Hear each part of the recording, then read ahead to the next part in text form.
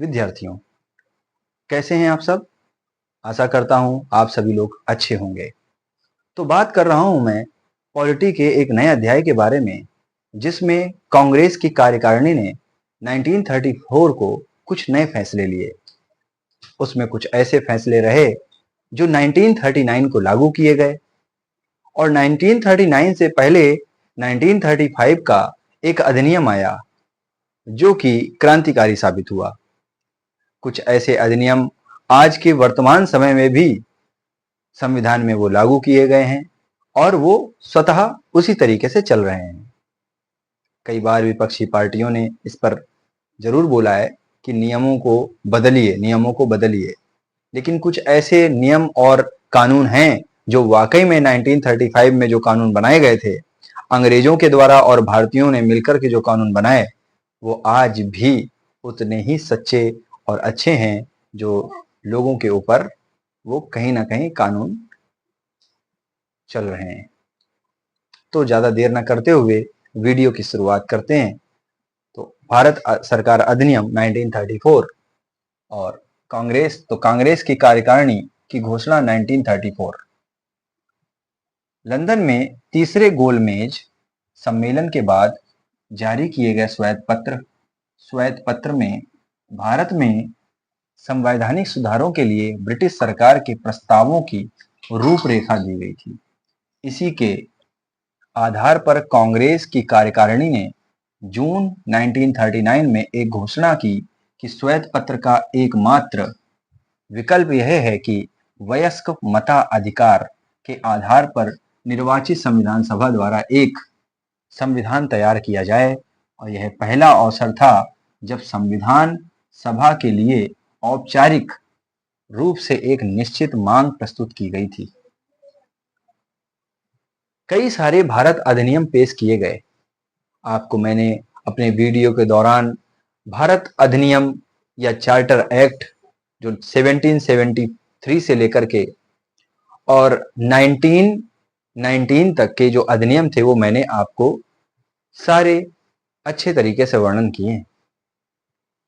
ये जितने भी अधिनियम थे ये भारत सरकार के लिए बनाए गए अधिनियम थे। ब्रिटिशों के द्वारा ये अधिनियम बनाए गए थे। जितने भी अधिनियम रहे वो भारतीयों के लिए कहीं ना कहीं एक विरोधाभास की तरीके से को चुभ रहे थे।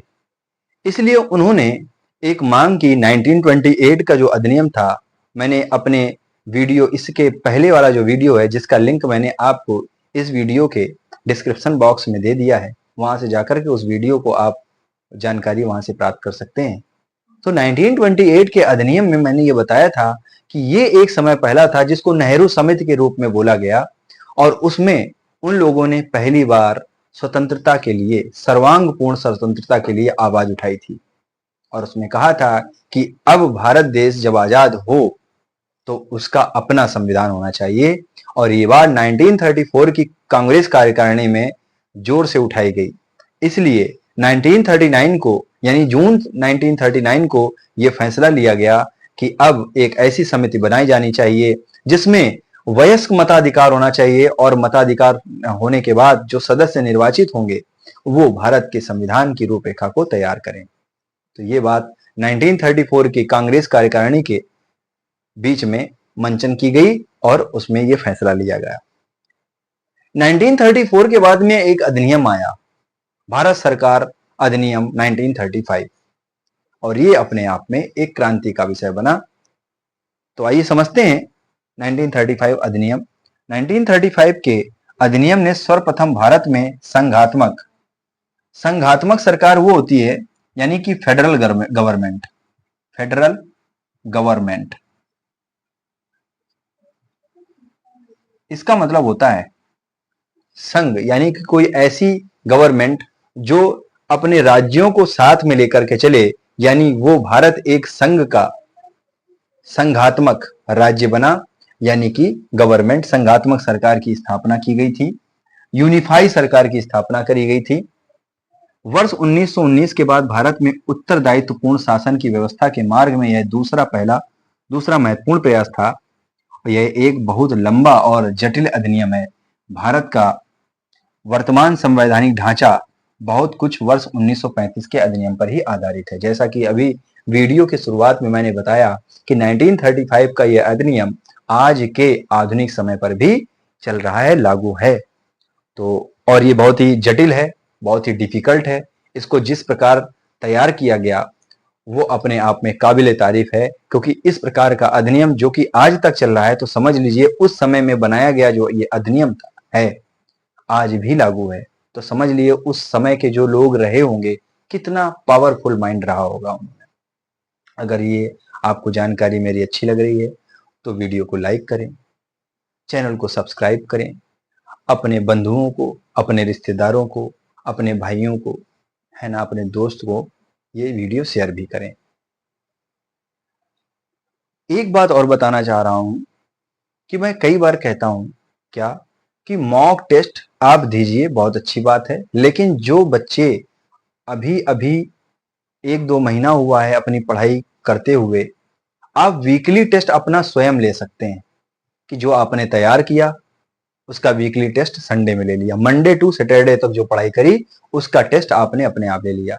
वो मॉक टेस्ट आप अपने हिसाब से कर लीजिए। लेकिन आप संसार में खो गए, चले गए किसी ऐसे चैनल पर जो लुभावनी बातें करते हुए आपने पढ़ा था पॉलिटी का 1773 एक्ट और 1784 एक्ट पढ़ा और बात चल रही है 1853 एक्ट की। अब 1853 एक्ट की बात चल रही है और आपको आता कुछ नहीं। और सीधी सी बात है, वो तो आगे का सिलेबस पढ़ा रहे हैं और आप दिमाग लगा रहे हो। तो टाइम वेस्ट मत करिए, अपना फोकस रखिए, जो पढ़ाई चल रही है उस पर रिलेटेड जो आधारित क्वेश्चन है वो बनाइए। मैं प्रयास करूंगा कि जो सब्जेक्ट या टॉपिक मैं बना रहा हूं, पढ़ा रहा हूं, उससे रिलेटेड आपके क्वेश्चन भी कराऊं। ये जिम्मेदारी मेरी बनती है, इसलिए ये जो भी टॉपिक हैं इन पर मैं अब जल्दी से ही एक मॉक टेस्ट लाने वाला हूं। तो आगे चलते हैं वीडियो के। तो आपको समझने वाली बात यह थी कि 1919 के एक्ट के बाद में 1935 एक ऐसा दूसरा पहलू था, ब्रिटिश सरकार के द्वारा एक महत्वपूर्ण प्रयास था और जिसकी अधिनियम और कानून आज भी लागू हैं। तो विद्यार्थियों, अब अधिनियम 1935 के एक्ट से संबंधित जितने प्रावधान हैं उन प्रावधान के बारे में एक एक करके सभी विषयों पर हम लोग अपनी राय व्यक्त करते हैं। और जैसे जैसे मैं अपनी राय व्यक्त करूंगा आप अपने पेन और कॉपी से उन नोट्स को बनाते चलिए, ताकि परीक्षा के लिहाज से वो सारे चीजें आपके तैयार हों जो कि उपयोगी हैं। तो आइए शुरू करते हैं 1935 अधिनियम के वो प्रावधान जो आपके सामने प्रस्तुत हैं। तो भारतीय अधिनियम 1935, इस अधिनियम के प्रमुख प्रावधान निम्न थे। नंबर 1, इस अधिनियम में प्रस्तावित संघ में सभी ब्रिटिश भारतीय प्रांतों एवं मुख्य आयुक्त के प्रांतों का सम्मिलित होना अनिवार्य था। प्रस्तावित संघ यानी कि प्रपोजल फेडरेशन में सभी ब्रिटिश भारतीय प्रांतों यानी कि ब्रिटिश के द्वारा जिन भारतीय प्रांतों को का अधिग्रहण किया गया था उन भारतीय ब्रिटिश प्रांतों की बात हो रही है, एवं मुख्य आयुक्त के प्रांतों का सम्मिलित होना अनिवार्य था। तो सबसे जरूरी समझने वाली बात है कि इस अधिनियम में प्रस्तावित संघ में सभी ब्रिटिश भारतीय प्रांतों एवं मुख्य आयुक्त के प्रांतों का सम्मिलित होना अनिवार्य था, किंतु देशी रियासतों यानी प्रिंसली स्टेट्स का सम्मिलित होना वैकल्पिक था, यानी कि ऑप्शनल था। ऑप्शनल मतलब इसमें कुछ ऑप्शन थे, उसके अकॉर्डिंगली ही सम्मिलित हो सकते थे, वरना नहीं। तो नंबर 1 क्या था, इसमें 2 शर्तें थी। सबसे पहली शर्त क्या थी कि रियासत के प्रतिनिधियों में न्यूनतम आधे प्रतिनिधि चुनने वाली रियासतें संघ में सम्मिलित हों। चुनने वाली रियासतें, देखिए इस बात को समझने के लिए रियासत के प्रतिनिधियों यानी रियासत के जो रिप्रेजेंटेटिव थे उनमें न्यूनतम संख्या थी, उनमें से आधे प्रतिनिधि चुनने वाली रियासतें संघ में सम्मिलित हों, रियासतें संघ में सम्मिलित हों। द्वितीय शर्त थी कि रियासतों की रियासतों की कुल जनसंख्या में से आधी जनसंख्या वाली रियासतें संघ में सम्मिलित हों। सबसे पहली बात यह आ जाती है कि इस अधिनियम में प्रस्तावित संघ में सभी ब्रिटिश भारतीय प्रांतों एवं मुख्य आयुक्त के प्रांतों का सम्मिलित होना अनिवार्य था। तो यहाँ पर दो जरूरी बातें यह हैं कि इस अधिनियम में ब्रिटिश भारतीय प्रांतों और मुख्य आयुक्त के प्रांतों का होना, सम्मिलित होना बहुत ही अनिवार्य था, नंबर एक बात। किंतु देशी रियासतों का सम्मिलित होना वैकल्पिक था, यानी कि ऑप्शनल था। तो उसमें निम्न दो शर्तें थी। नंबर वन, पहली जो शर्त थी उसके अनुसार रियासत के प्रतिनिधियों में न्यूनतम आधे प्रतिनिधि चुनने वाली रियासतें संघ में सम्मिलित हों। द्वितीय शर्त थी कि रियासतों की कुल जनसंख्या में से आधी जनसंख्या वाली रियासतें संघ में सम्मिलित हों। नंबर दो, प्रशासन के विषयों को दो भागों में विभक्त किया गया, सुरक्षित एवं हस्तांतरित। सुरक्षित विषयों में विदेशी मामले, जनजातीय क्षेत्र, धार्मिक एवं रक्षा मामले थे, जिनका प्रशासन गवर्नर जनरल को कार्यकारी पार्षदों की सलाह पर करना था। ये कार्यकारी परिषद केंद्रीय व्यवस्थापिका के प्रति उत्तरदायी नहीं थे। केंद्रीय व्यवस्थापिका के प्रति उत्तरदायी नहीं थे। तो उत्तरदायी किसके लिए थे? गवर्नर जनरल के लिए। नंबर थ्री, हस्तांतरित विषयों में वे सभी अन्य विषय शामिल थे जो सुरक्षित विषय में नहीं थे। हस्तांतरित विषयों का प्रशासन गवर्नर जनरल को उन मंत्रियों की सलाह से करना था जिनका निर्वाचन व्यवस्थापिका द्वारा होता था। ये केंद्रीय व्यवस्थापिका के प्रति उत्तरदायी होते थे तथा अविश्वास प्रस्ताव यानी कि नो कॉन्फिडेंस मोशन पारित होने पर इन्हें त्याग पत्र भी देना पड़ता था। नंबर फोर, सभी विषय 3 सूचियों यानी कि केंद्रीय सूची यूनियन लिस्ट 59, राज्य सूची स्टेट लिस्ट 54 और समवर्ती सूची कॉन्करेंट लिस्ट 36 में बांटे गए।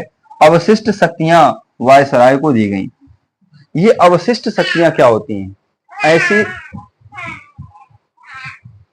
अवशिष्ट शक्तियां क्या होती हैं? ऐसी शक्तियां जिनका उल्लेख संविधान में ना हो, उन शक्तियों को अवशिष्ट शक्तियां कहते हैं। तो ये अवशिष्ट शक्तियां किसके पास थी? ये अवशिष्ट शक्तियां वायसराय को दी गई थी।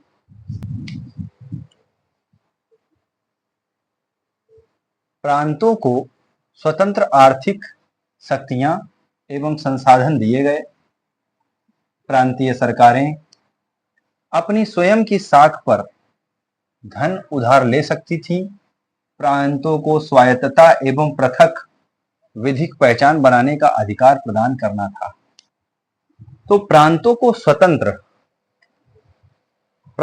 स्वतंत्र आर्थिक शक्तियां एवं संसाधन दिए गए। प्रांतीय सरकारें अपनी स्वयं की साख यानी कि इज्जत पर धन उधार ले सकती थी या अपनी जो गरिमा थी उस पर। प्रांतों को स्वायत्तता यानी कि फ्रीडम एवं पृथक यानी सेपरेट विधिक पहचान बनाने का अधिकार प्रदान किया गया। यानी विधिक पहचान अधिकार, तो विधिक पहचान यानी कि कानूनी पहचान बनाने का अधिकार प्रदान किया गया। गवर्नर प्रांत में ताज का मतलब होता है क्राउन, और क्राउन का मतलब है जो इंग्लैंड का राजा या रानी, उसको कह सकते हैं, का मनोनीत प्रतिनिधि था। मनोनीत का मतलब होता है नामांकित, मतलब उसका कोई चुनाव नहीं होता था, मतलब निर्वाचन नहीं होता था, वो नामांकित किया जाता था, नॉमिनेट किया जाता था। जो महामहिम ताज क्राउन की ओर से समस्त कार्यों का संचालन एवं नियंत्रण करता था। ठीक है, आगे की बात क्या है? यदि गवर्नर यह अनुभव करे कि प्रांत का प्रशासन संविधान के उपबंधों के अनुसार नहीं चल रहा है, तो प्रशासन का अधिकार वह अपने हाथों में ले सकता था। तो गवर्नर अगर यह अनुभव करता था कि संविधान के अनुसार जो राज्य हैं, जो प्रांत हैं, वो कार्य नहीं कर रहे हैं, तो उन राज्य का जो अधिकार था वो अपने अधिग्रहण में, अपने अंडर में ले लेता था, अपने हाथों में वो ले सकता था। तो इस तरीके के प्रावधान 1935 अधिनियम में किए गए थे। नंबर 7, सांप्रदायिक तथा अन्य वर्गों को पृथक प्रतिनिधित्व दिया गया। अधिनियम के मतदाता मंडलों का निर्धारण सांप्रदायिक निर्णय तथा पूना समझौते, ये पूना पैक्ट हुआ था, यानी पैक्ट का मतलब समझौता, किया गया। सभी सदस्यों का निर्वाचन सीधे तौर पर होता था। मताधिकार में वृद्धि की गई। पुरुषों के समान महिलाओं को भी मताधिकार प्रदान किया गया। सभी प्रांतीय विषयों का संचालन मंत्रियों द्वारा किया जाता था। ये मंत्री एक प्रमुख यानी कि मुख्यमंत्री के अधीन कार्य करते थे। देखिए, बहुत ही इंपॉर्टेंट होने वाला है ये वीडियो, इसलिए क्योंकि अधिनियम 1935 आज के आधुनिक समय में भी कहीं ना कहीं कुछ कानून ऐसे हैं जो आज भी चल रहे हैं। तो अगर प्रश्न मैं 6 के प्रावधान से पूछ सकता हूं और उसके लिए अगर आप तैयार हैं क्या, कि गवर्नर जो था वो किसके द्वारा मनोनीत किया जाता था? तो गवर्नर क्राउन के द्वारा मनोनीत किया जाता था, यानी कि नॉमिनेट किया जाता था। और उसके अंडर में किस प्रकार के कार्य आते थे? वह राज्य की सत्ता को संचालन करने में और उस पर नियंत्रण रखता था। तो इस तरीके का कार्य उसका था।